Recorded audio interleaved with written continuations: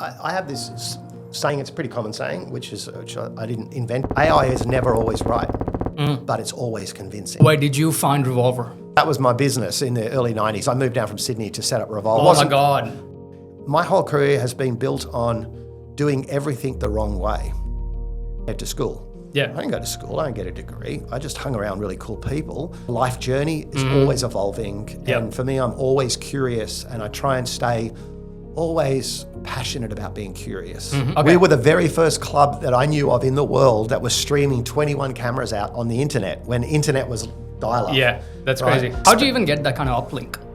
Well, we didn't. And how can AI help me solve that for someone else where it's got a human impact? Yeah. It's very much led by the magic trick of AI. Yeah, it's the shiny thing. It's the new It's a shiny thing. And then they get the Yeah. outcome really quick. And then the first thing I want to do is share that without validating.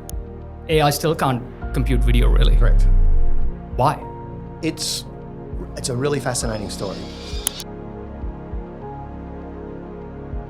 We're talking today about, all things AI.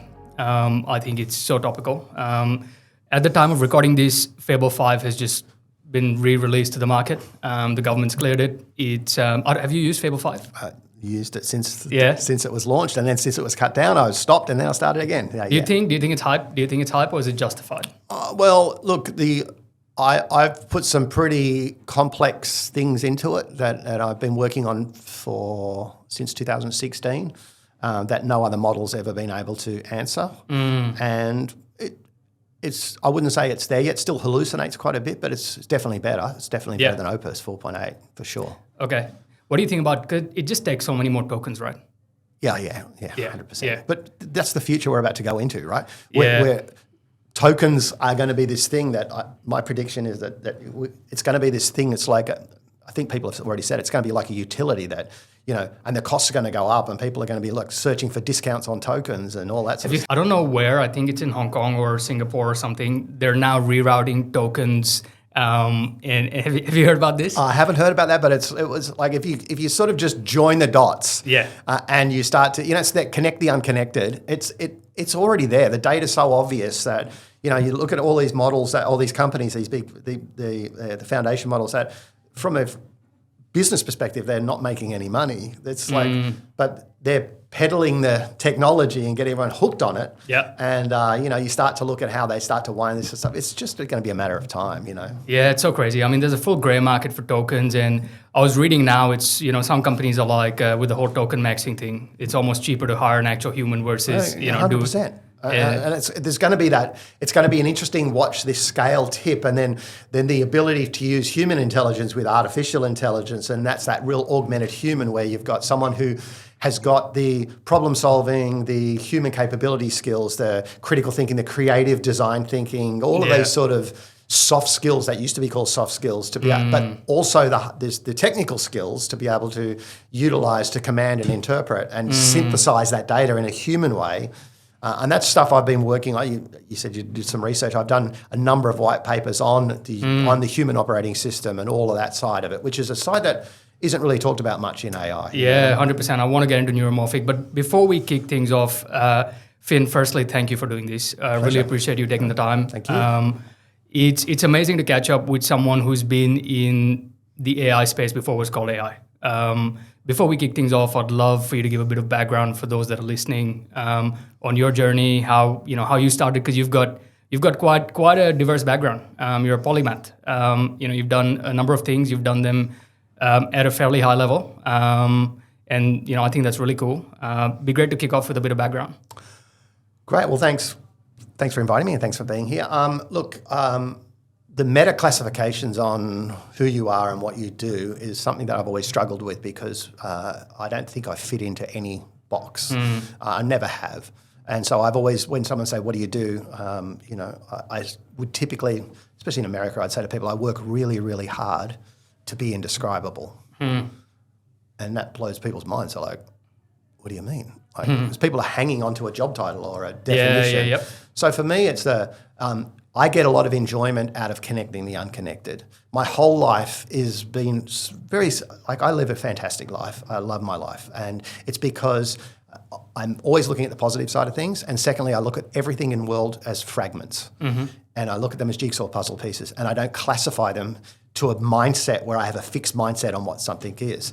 So if you're a musician, a mathematician, a dancer, an AI specialist, whatever it is, there are fragments in there that if you can look at them through fragments, you can start to think about how you synthesize them and what problems. It's that multidisciplinary thing. 100%. So look, I started off as a musician really when I was young. I was in a band in the 80s. It was a big band here with Mushroom Records, and we were on the top of the Pops and Countdown and all these. I was rock star at 18. And then, I carried music through my whole life. I've got a recording studio these days. I still play music. I've played with some of the biggest artists in the world and worked with some of the biggest artists in the world. And so that's just one of you talk about one of the directions. So I've worked at a pretty high level in music in a multitude of facets. It was a natural progression of, I was in the early days of as music was starting to go into digital, into computers. Before it was pretty obvious. There was just like the computers used to be word processing. And so I was in the early stages of that, and I worked with companies like Apple and Avid and got involved in. And for me, it's that a lot of these journeys start by not knowing anything. With just pure passion and having a good energy. And for me, it's taught me a lot about these human skills of if you've got a good energy, people want to be around you. If you want to solve problems 100%. and do things that are beneficial to others, people want to be around you. So my whole career has been built on doing everything the wrong way compared to school. I didn't go to school. I didn't get a degree. I just hung around really cool people and I tried to do some really cool things, and I just got better and better at those cool things. And then I got bored. And when I was young, I was probably like maybe some people listening to this podcast is that I never really fit in because I get good at something and then I get bored and I go and do something else. And people will go, well, you're really good at that. Why don't you stay doing that? Like I got to a level with my guitar playing where I was traveling the world and I was demonstrating guitars. I was a really good guitar player, but I just got bored. So I got into computers and people were like, why are you going to computers? And I got bored with that. And then I got into programming. And then it was like, what? So for me, it's just the life journey is always evolving. And for me, I'm always curious and I try and stay always passionate about being curious. And for me, that's the secret of life because it leads me down so many amazing journeys. Yeah, I couldn't agree more. I mean, if you think about it, it's sort of how it used to be anyway. This whole idea of specialization came in after industrialization, really. And before that, people didn't really do one thing. If you told, I don't know, if you go back to the day of the Greeks or the ancient Romans and you tell them, hey, I'm just going to spend 40 years of my life doing just one thing, they'd think you're crazy. Yeah, absolutely. Right? Yeah, absolutely. And I love the Roman school of life. You'd sort of pick up a vocation when you were younger. You'd do an apprenticeship. You'd typically study under a master. Then you'd go to war. You'd learn how to fight.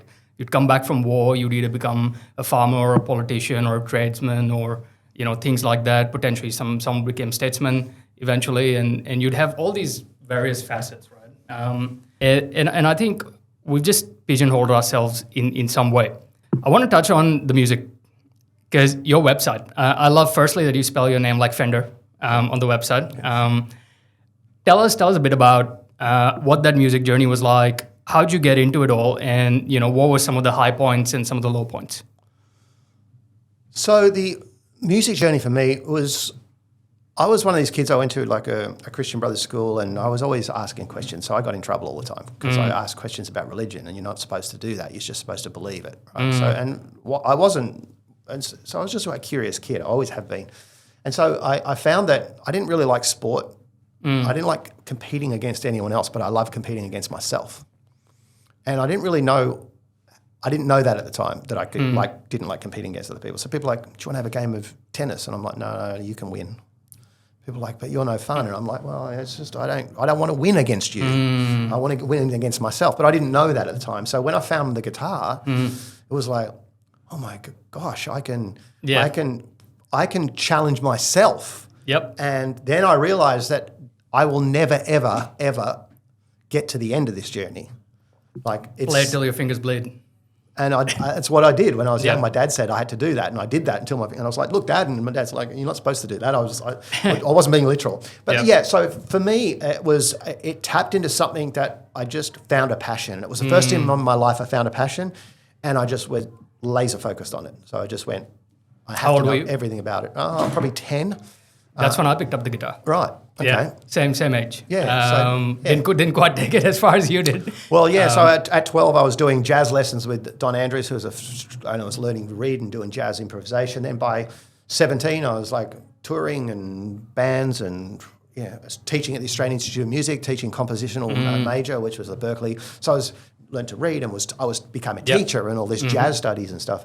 And I just got bored with it, and I was like, okay, I've sort of reached that point now where I can still learn, but it was really great because I went to America and I got to play with some great people, and I just met some great people. And the highlights for me were meeting all my heroes when I was a guitar player. Hanging out with Eddie Van Halen at his house and George Lynch, and all these big stars. And like I played with some of these guys. I played with Pearl from The Cure. I did an EP with him, and Dave Stewart from the Eurythmics. I worked with him, and Tommy Lee and from Motley Crue, and that was through.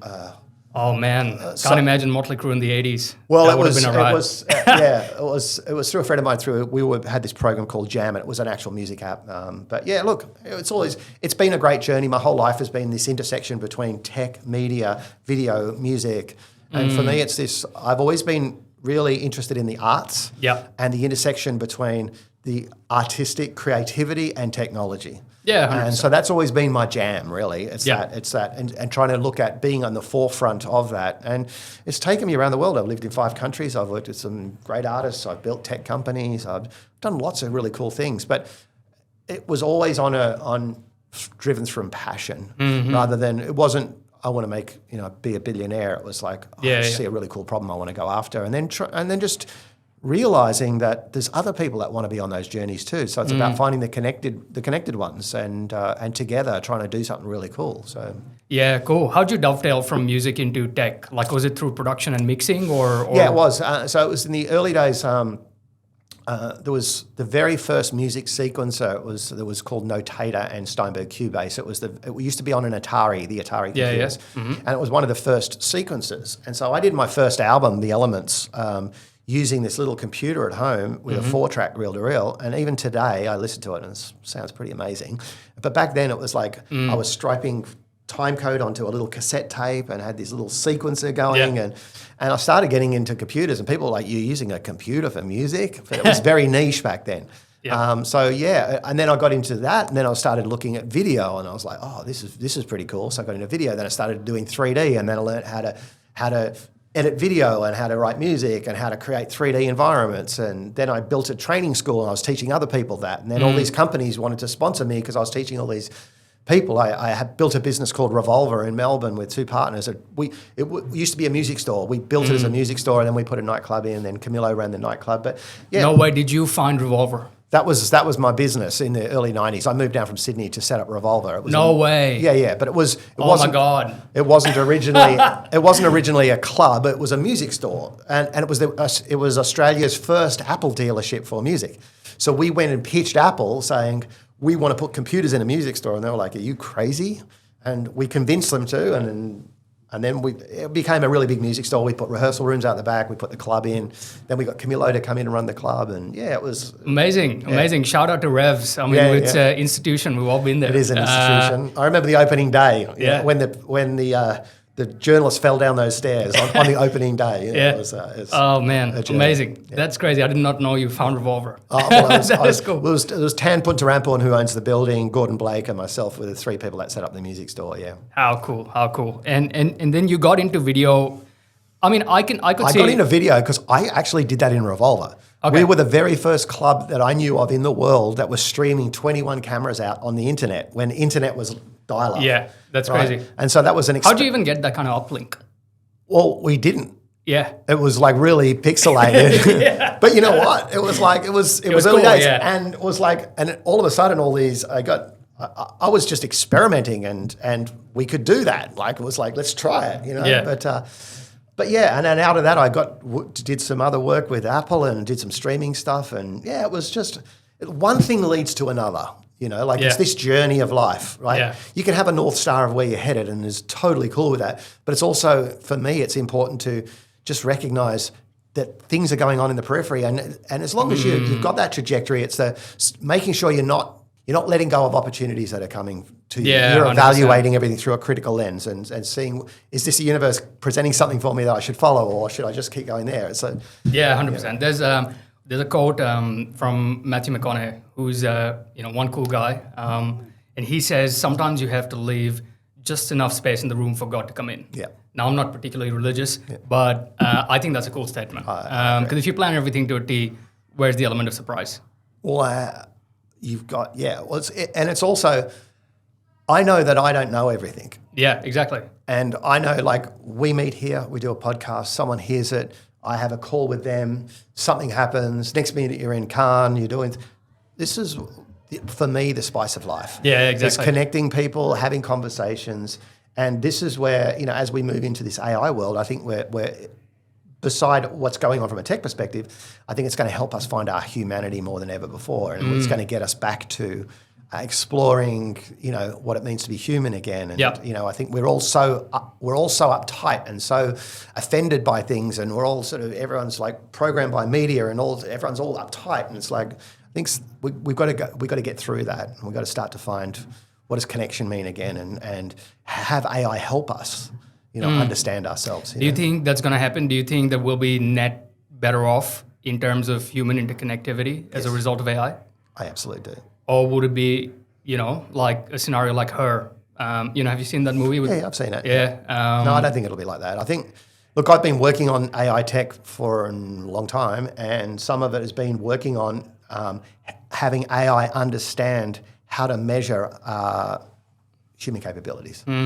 By the speed that we respond to emails, how the tone is, how our eyes react. It's the vision systems being able to detect facial understanding and then turn that into actually semantic meaning. And so it's quite interesting. It's that, what's beyond let's call it the stage show of AI. Yeah. Which is what we're currently at. It's like the wow, the razzle and dazzle. Yeah, 100%. Right? And so I think that, there's people now looking at deeper levels of meaning, beside obviously the foundation models. I'm talking just the average person. Yeah. It's the magic trick is starting to get a little bit, everyone's chasing the latest model. You asked me, the very first thing you asked me was about Fable, right? And it's still a magic trick. Yeah, 100%. And look, I think, this is, credit to Anthropic in that I feel like this was the one thing that they did probably 2 or 3 years ago. When right after they split up from OpenAI. Because OpenAI and some of the other guys, they were all doing, things like Sora, and we're going to make videos and like images and things like that. And Anthropic was like, no, we're going to focus on code because that's what people want. Yeah. And they've come from behind and by some margin now become number one. I want to talk about AI as a whole because there's this idea of, before we go into video, just an overarching idea around scaling laws and power laws in AI. Firstly, for those that don't know fully, where do you see the present bottleneck, and where do you see the opportunity because of these scaling and power laws? I think where we're starting to do is we're starting to relook at the architecture of how these systems work, because we've just gone down a path thinking that you've got GPUs and LPUs, and these are the processing units that are doing it. It's all about compute. Yep. And the side effects are now coming to fore of like, well, how are we predicting a future whereby if the data centers are going to require X amount of energy to deliver X compute, the side effects of that are, does the grid have enough energy to support the GPU? And then if they do, where are you going to put these data centers? And if you're taking up farmland, is that affecting food security? So people are now starting to look at some of these impacts. So I think what that's doing is it's starting to look at relooking at, have we got this right in terms of the way LLMs work and video language models? And is it purpose-built small language models? How do we start to get back to a more optimized way of compute?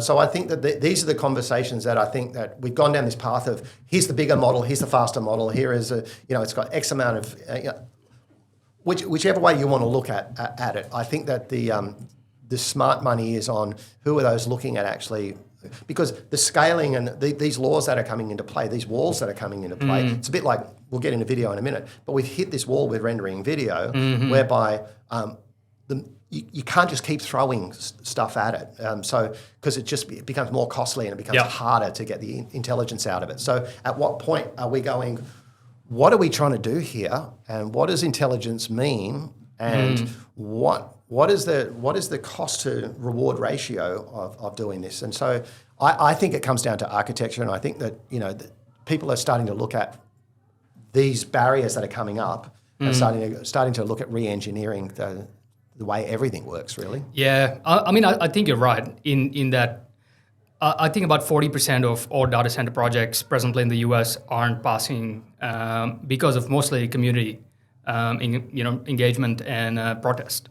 And I think there's obviously quite a bit of concern. I think in the US, after Trump, people hate data centers the most, I believe. And that was a survey I read.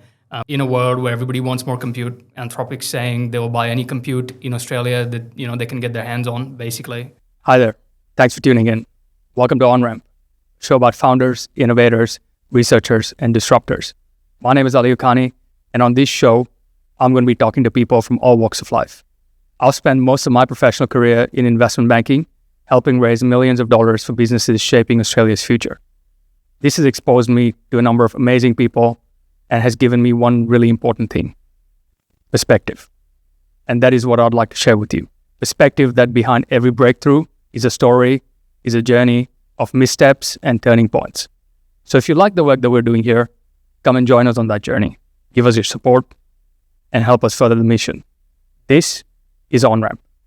The idea is, how do we make this happen? And how do we make this happen in a logical, sensible manner that's sustainable? Well, I don't think you can, because the problem with scaling is no one knows where it scales to. So, and this is part of the issue that I'm seeing, because we're having conversations. I've got to present at a data center conference in Alberta coming up, and this is more around what I'm doing with video, but no one can tell you what the maximum footprint of a data center is going to be. If you're rendering and duplicating a video, the compute required on that is that smart money on a NVIDIA GPU to be spending time doing something that actually isn't valuable. And so us starting to think much more from an intelligence component of where does the compute best spent for our reward, and how do we put some sort of level on, once we start putting a ring fence on what the scaling looks like in terms of we're only going to allow this much throughput. Well, only when that comes into place will then the architecture discussion be like, okay, how do we fit this into this? But right now there is no ceiling. It's just like, and so that scares people, because it's like, well, they're starting to hear all the stories from everyone else about the impacts that infinite scale has. So these, and that's, to me, that's part of the issue. Is this? There's a lot of. It's easy to breed fear in an environment where there's no end to it. Yeah, I mean, ultimately we all fear what we don't understand, right? And I think when you look at data centers, and there's a couple of things, and I agree with you, because at this very point in time, I'm doing due diligence on a company that's doing heterogeneous compute. So same thing. Let's try and optimize the data center more, because approximately you're using 50% of your token from an efficiency standpoint. And then if you look at the current conversion from AC to DC and some of the research that's happening there, obviously you've got optimizations to come through that. If you look at DC infrastructure base, there were talks around co-location with nuclear power. You've got different methods of now immersion cooling for conserving water. Again, an area that we're looking at from an investment standpoint. But, for me, the main question becomes, are we actually using AI for, outcome? Because are we measuring outcome? Or are we just measuring process? Because I'm seeing a lot of people using a lot of AI and shipping no product. 100%. And so that's the magic trick I'm talking about. Yeah, right. It's like a magic trick. Yeah, like, this is cool. Yeah, that's the pets.com of things, right? The amount, like, I have this saying, it's a pretty common saying, which I didn't invent it, but it's AI is never always right, but it's always convincing, right? And so the amount of people I know that are doing serious work that do not validate whether anything's hallucinating or not blows my mind. Like, I do deep research on certain things, and I have a number of tools I do use for deep research, and they're constantly checking each other's outcome. And what I find that for general stuff, AI is pretty good. But when you get to specialist stuff, like if I'm talking about how sound frequencies resonate with the human physiology at what sort of frequency bands, and then I do a lot of stuff with sound frequencies and stuff. You start to look at some of that stuff, which is very niche topics. the amount of hallucinations is off the charts. It's making stuff up and it's gaps. Yeah. But it's always convincing. And so people are putting out real work on this stuff, which is causing all these other fractions and it's AI stuff. slop. And it actually becomes, it's not that it's not even productive, it's counterproductive. And it's I mean, misinformation is worse than no information, 100%. right? I fully agree. And, I think the whole idea around the semantic understanding of things is very much lost in AI. And I've got another business of mine, which is it's an AI business for reporting, and we're just taking that product to market in the next couple of months. And that I've had the same learning curve, and that's why foundational models don't work as well for specific tasks. Yeah. I want to talk on video. Yeah. Just before we do, like we're talking about a lot of technical stuff, right? And I know there's probably technical people on the call. For me, it's what is the problem you're solving? Where's the value? Right? Like we can get really simple about AI. And I used to teach a lot about creativity systems. And creativity systems is frameworks and methodologies for creativity. And a lot of people go, oh yeah, I'm creative. And I go, do you know what the definition of creativity is? What the most widely accepted definition of creativity? It's the creation of solutions to problems by the reorganization of existing things. And people go, well, that sounds really technical. I go, let me explain it to you. A painter has a canvas, paints and a brush. Right? They're existing things. He puts them together to come up with an outcome.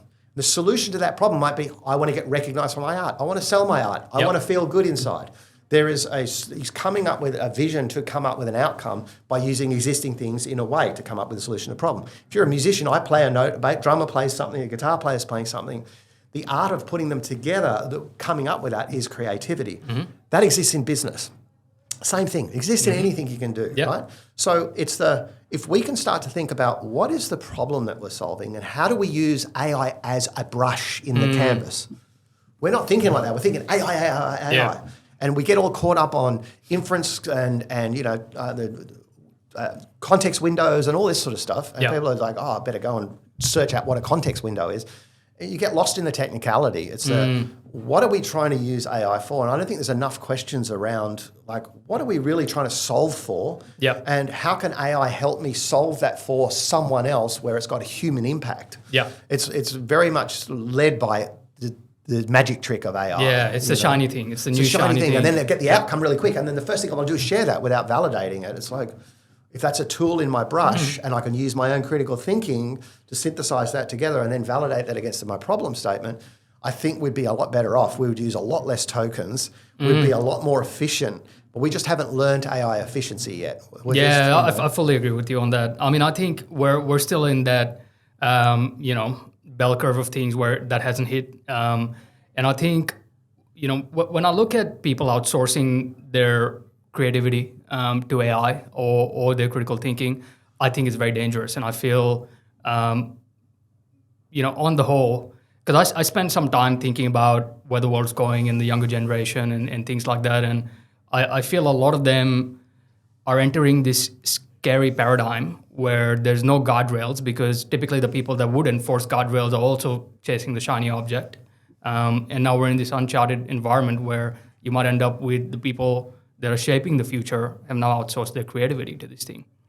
Yeah, well, I've done a lot of coaching and stuff on this stuff, and I just find that, I say to people, these human skills, critical thinking, creativity systems, all of these sorts of use to soft skills, you know what you do? If you want to get really good at it, go to AI and go, you are the world's best critical thinker. I am really dumb. I don't understand critical thinking. Your job is every day, give me 10 minutes of an exercise in critical thinking. Let me come up with an answer. I'll play it back to you and tell me where I'm right or wrong. That's all you have to do. Right? I might do that, actually. AI can teach you how to be a good critical thinker. Just ask it. It won't be a lie. I can tell it I'm dumb. I say stuff like that all the time. I treat AI as my partner, as my wingman, not as an AI. And I talk to it like I'm talking to a person. And the context I'm giving that, the rich context I'm giving AI, the incredibly different. Like I will treat a deep research model completely different to AI. I'll treat like Claude or something. But when I talk to it like a human, I get much more human responses. So I will say things like that to it, and it was like I really don't understand this. But rather than what's the answer, I'm like, you teach me how to learn to know how to do the answer. It's not actually much of a difference in the prompt. But all of a sudden, you start to build the skills and interaction. And I try and never type into an AI engine. I never type. I always try and use my voice. Because I believe that when you use a voice, you prompt differently than when you type. So obviously when deep research is different, but like when I'm just interacting on a so it's interesting using multimodality in the way and then also validating the types of responses you're getting and then reviewing that. That's a part of critical thinking, right? Let me type something into the AI. Let me speak something in the AI. Let me look at the outcomes. Then we reverse those outcomes via voice and via text modalities. Quite interesting experiments. It is. It is. I did this a couple of months back. I remember when I was just starting to get into using Claude every day, which was probably maybe I think really I only got into it seriously maybe six odd months back. And I was walking around Albert Park Lake, and I was on my AirPods. I was chatting to Claude, and I said I want to learn everything about quantum physics from first principles. And I spent, the entire lap just talking to it, and I didn't have to touch my phone. Exactly. Even one time, it was insane. It's like you have access to the best tutors possible. And what's happening is it's teaching you, which means that you can use your own understanding to then replay that in a way, rather than just going copy paste. That's what AI said, and then I'm just going to pretend it's me. It's like, Exactly. All right, okay, let's chat video. Okay. As far as I can tell, and I might be wrong, I saw that you've been doing this since the early 2000s in video. Yep. Is that correct? Correct. 2000. Well, the first patents for Ion or Linnaeus back then was 2007. Yeah.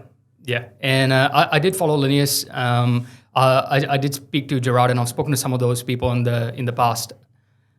Tell us a bit about video. I mean, it was almost 20 years ago now, pretty early in the day with respect to video, disintegrating video and looking at it through an AI lens. AI still can't compute video, really. Correct. Why? Okay, so it's a really fascinating story. So for everyone who's listening to this podcast, next time you click on a video, you click play and it plays, try and think about what's happening by the time you've clicked play and when it actually plays. People go, what do you mean? I go, well, when you tap your credit card on a POS terminal, do you ever think about what goes on in the back end? And most people don't. I go, well, that's fine. But I'm one of these crazy people that wants to understand how, when I tap my phone on a POS terminal, I want to know what's happening between that and the bank coming back and saying, and that was obviously part of the work I was doing at MasterCard. But it's the same thing with video. Many years ago, when I said to you, I work really hard on making sure I have a passion for curiosity. I built that stuff at Revolver. I got to do some work. Next minute, I'm in Europe. I'm working with Bayern Munich, this football team, on World Cup 2006. And I'm in Spain working in Telefonica in the back end of these. And long story short, I just bothered to go, what's inside a video file? And back in 2000, even today, people go, what do you mean? I go, what's inside it? They go, well, it's a video file. I go, yeah, but what's inside it? They go, it's just video. Data. And data. And I go, yeah, but what kind of data? They go, I don't know. It's just data. And I go, well, why don't you know? They go, because it's not interesting to me. And I go, cool. So back in 2007, I bothered to go, what's inside a video file? And there was no program in the world that would tell me what's inside a video file. So my first bit of software I ever built was a bit of software to go and find out what was inside a video file. And what I recognized, inside a video file, it's a database with data that lives in the database. So the database tells the player, these are the coded pixels, and then present them in a certain way, and then what's called the binary sample information is the audio and video stuff. Technical way of saying video is two parts. It's a wrapper, which is the database, and the data, the picture and sound information. You know when you're a kid and you draw little stick figures on the corner of your book and you flick the pages and a little animation goes? Inside every video, at 50 frames a second, is basically 400 samples per second. And they're like those little stick figures, but they're in binary information. So I worked out that inside these files, and I didn't invent this was invented by the MPEG committee, that there's this information. And so I realized by looking at two different files that play in two different players, which is what the whole world was making all these files, was the inside information, which was 99% of the file was the same. It was just the wrapper that was different. So I worked out, okay, well, what if I just build a software that takes the wrapper off and puts a new wrapper on? It's like a lolly. Take the wrapping off the lolly, keep the lolly, put a new wrapper on it. Now it plays in another player. That was the very first invention. And so out of that, I raised, $40 million. We built offices in San Jose. I did trials around the world. Long story short, ended up coming back and reverse listing that on the ASX as a company called Lineus. But it was my invention. I raised private capital. I went around the world as an entrepreneur, and I went and did trials in some of the biggest companies of the world. It was super exciting. But time came, the shareholders wanted to do the listing, so I took an exit, and I went and built other things. Yeah. And it was only just recently I came back to this business. When I was at Mastercard, they came back to me saying, would you want to come back? And I was working in AI at Mastercard, obviously. But what was fascinating was because I was bothered to be curious about what was inside a video file, and I built a way that restructures the video file, I recognized that actually the whole world right now, even of today, all these new technologies and all the money spent on training AI on video, the $55 billion spent last year on training models on video, video's got really good at understanding what's in video, but it can't go and use that intelligence to go and assemble a video. It has to render it. It's called generative video, like what Veo did. Now, why did they close down Sora? Too costly. Right? You can't render a video for every single person on the planet every day. You need another 15 million data centers in my last research on top of what we've got just to do that. That's for one file for one person on the planet a day. Yeah. So you can't render it. So the world has evolved. Think about it like this. If we had a map, remember the days when you had a paper map? Think about you've still got a paper map today, but you've got all the changes in GPS and AI and all these systems, but you're still walking around with a paper map. That's video.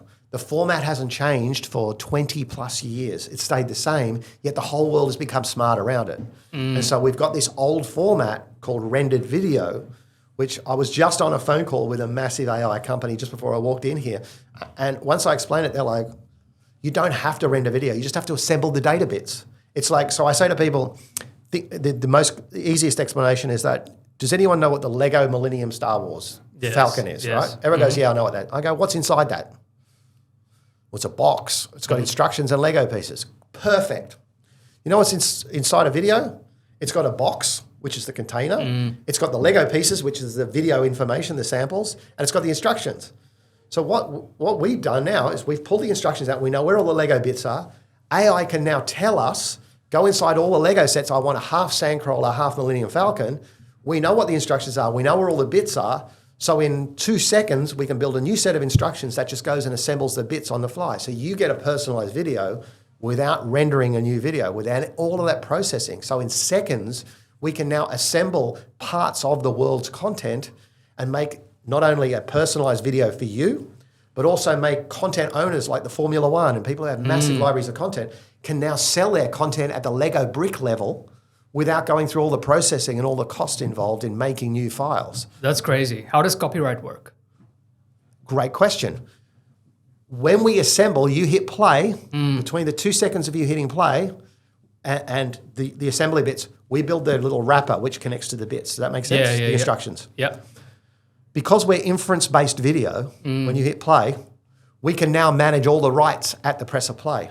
So the current rights management on video, if I want to play some things from Le Mans and some things from Formula One, I would have to pre-negotiate up front the rights with those organizations. And all the legal people, it could take weeks just to go through the rights. When you're at the press of play, and I'm a content owner at Formula One and I'm a content Le Mans, I can have my own MCP server, I can have my own smart contracts saying that for these types of assemblies, I will charge this. That can all be resolved within those 3 seconds. The token can be issued, the payment can all happen before the Lego bits assemble. So all of that can be all driven from a smart contract right in the actual container. So the assembly instructions isn't just video, it's the control mechanism, the orchestration to allow the assembly of the Lego blocks. So basically it becomes a control mechanism that allows tokenization, which is the payment mechanisms, the rights management, the assembly of the bits, the ability to ingest whether something's a deep fake or whether something's real at the sample level, to put metadata against every sample, to know what's harmful content, what can be assembled under what controls. So all of that is now an assembly. When you've got the control of the Lego bits that live inside the trillions of hours of human created content, when you've got control of that and you can put a toll booth between the assembly, now it means that you've got this orchestration layer that allows not only the connection of the world's content, allows content owners to make more money. It means data center costs go down massively. Every data center that's processing every edit of every single video for every device, which is 82% of the world's internet traffic. Once you say that you only need one file, you never need to think about an AFL game. How many times one game is edited up? Yeah. And what am I seeing when I'm seeing an AFL game? I'm seeing what someone else has pre-made for me. But when you can assemble pieces of that content for me, I've got 7 minutes to get home. These are my favourite 3 players. Go and build me my own version of that AFL game, and I'll pay a premium for that. The rights can happen at the time of intersection. You get the content in exactly the time window you want through the same favourite 3 players that you want with the in-game events. It's not being pre-made and you don't have to wait and watch through stuff that you're not waiting for. And this is the birth of what we're calling agentic content. At Mastercard, I was leading a team on agentic commerce. We were building agent pay for all our tier 1 banks and retailers and stuff. This is the future that people aren't seeing yet, but this is the future where we're going to head to, whereby I wake up in the morning, I've got my own news feeds created for me. My kid who's got ADD, who likes trucks, will have his own maths program built for him. You've got, my wife's a vegan, I'm going to Turkey, I want to see, I've got my own travel show made for me on the spot. This is where the world of content, I'm not going to YouTube and going through, what did we say? What was the data? 30% of everyone's time right now is spent searching for something to watch. How do you solve that? But I mean, don't you think it's a bit sort of like the social media algorithm on steroids, right? Because the algorithms are already giving you what you want. Well, so that's a really great comment. So people say that to me. I go, is that true? Well, if that's true, why does people spend 30% of their time trying to find something to watch? People go, the algorithm's amazing. I go, okay, cool. Then why is the data saying that people are getting more frustrated than ever trying to find something to watch? If it works so well, if AI is so good and video is so good, why are people disengaging, and why are people going, I'm frustrated? And it's getting harder. 720,000 hours of videos uploaded to YouTube every day. So the problem isn't access to content, it's discovery, and it's about the shaping of content. I don't have the time to sit through a 2-hour golf game to wait for the bits where it goes into the hole. I just want to see the bits where it goes in the hole. You know, that's the way we're getting to. And content is being pre-packaged for an audience, not for an audience of one. Let me ask you a couple of questions on this then. One is, I'm very concerned with the lack of shared reality that we're facing. Right, so what I see and what I consume is very different from what my partner consumes. We live in the same house. It's very different from what my friends consume. And the more reinforced that reality gets, the more reinforced my views get. We end up living in different silos, different worlds entirely. I think, on the whole, this is my opinion, that social media and the silo side of things have brought us farther from each other, not closer. 100%. What you're saying will exacerbate that. If you want to live in a reality whereby you're saying, I only want to see this view of the world, then absolutely, that will exacerbate that. 100%. But it comes down to, I think, a broader question. It's we've got into, if we look at politics, and it's become a team sport. And people will fight each other to death. And then, I'll go to a country and I'll say, what are the policies that are behind that party? They don't even know. Just go. So it's like you just go for a team. It's jingoism. And so so the algorithms tailored everything around them. We're not here to solve that problem. That problem needs to be solved through a different mechanism. But you can certainly get to a better outcome when you can craft your own reality. When you can go, you know what? I've just learned a bit of critical thinking. I'm just going to evaluate whether that's true. How do you do that now? Probably through Claude or something. But how do you shape the video around it? You can't. You can't. You can't. But when you can with us. So it could exacerbate it. But if you want to apply a bit of critical thinking and go, how do I know that's true? Can you build me an alternate viewpoint? There you go. There's your alternate viewpoint. So I think that's a great point you've just made, by the way. 100%. So and that point gets back to a bigger point, which is, I believe this future that we're headed into, augmented by AI, we need to evolve our mindset. We've got a fixed mindset. Yeah. AI does that. This is what I believe in. Yeah. This is the only thing I care about, blah, blah, blah. And that's fine. And that's a reality. And then, but if you ask them, they're all stressed and it's like aggro and this is happening. Yeah, By building an adaptive mindset, learning some critical thinking, the ability to, test hypotheses, look through different lenses, just questioning whether information's real or not. That's all you have to do to start yourself on a pathway to becoming a better validator of information and unlocking a lot more happiness in your life. Yeah, 100%. And it's not hard. We as humans, we like to think that the more complex, let's talk about all this complex AI stuff because it makes us feel good that we understand all this complexity. But I believe that there's the art beyond complexity. I did a talk, you can look it up on YouTube, it's called Being an Expert at Not Being an Expert, right? Now that talk, most people think that my talk is about not being an expert, but it's not. It's about what is the level beyond expert. The level beyond expert is mastery. And what is mastery? Mastery is when you take all the rules that you know, because an expert by definition is someone who can be measured against a set of rules. The more you know about a set of rules and be measured against, you're an expert. The level beyond that is when you can throw the rules away, you can look at different data and assemble that to come up with new outcomes. Yep. That's the mind of the innovator. And that's something I've worked my whole life. That's why I didn't get into the disciplines. I learn a lot of stuff and I look at how do I connect it in new ways. Yep. And so to me, that's that art of, you look at martial arts.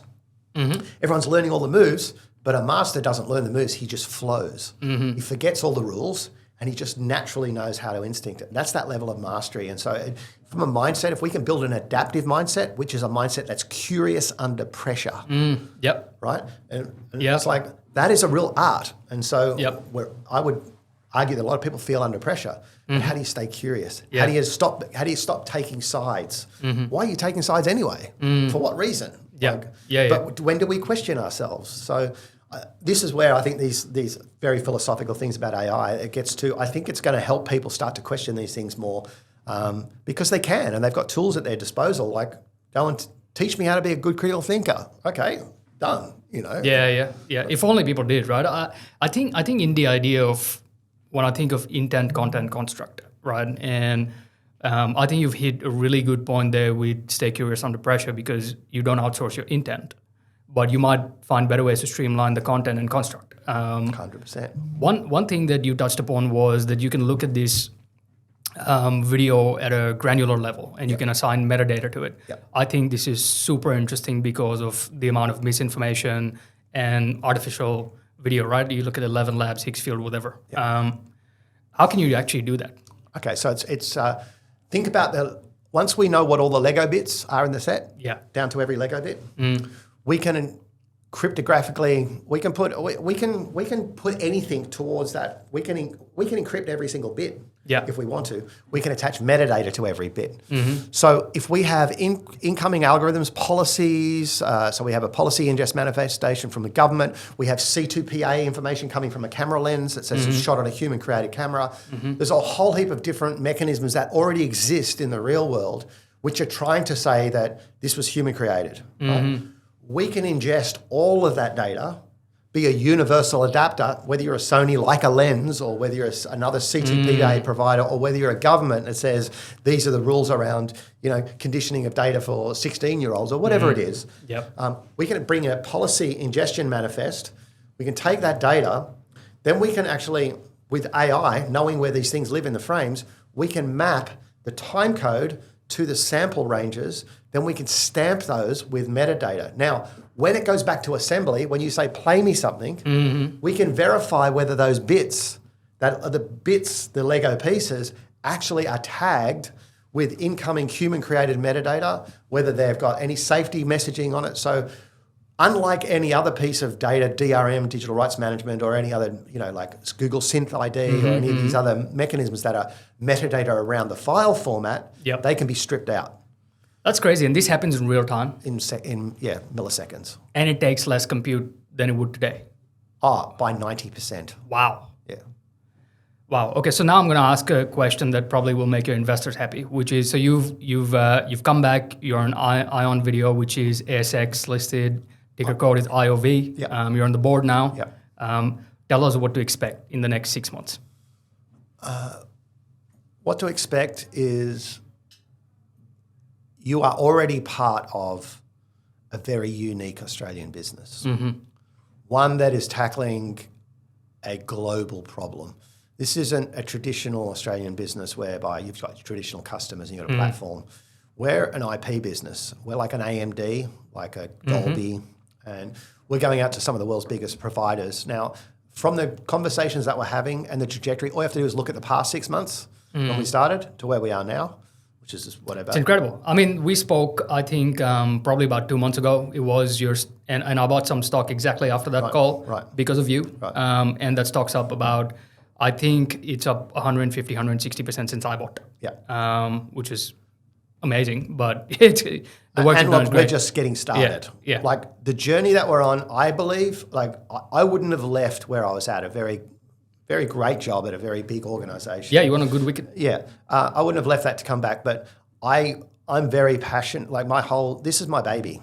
I've come back to breathe life back into my baby. And the team we've got is just so amazing. So for those investors, the ones that want to be on the journey, I think we've got a very exciting journey ahead. We've got no idea what the future is going to look like, but based on the trajectory of what I know and the conversations that we're having, we're all very excited about where this future is going.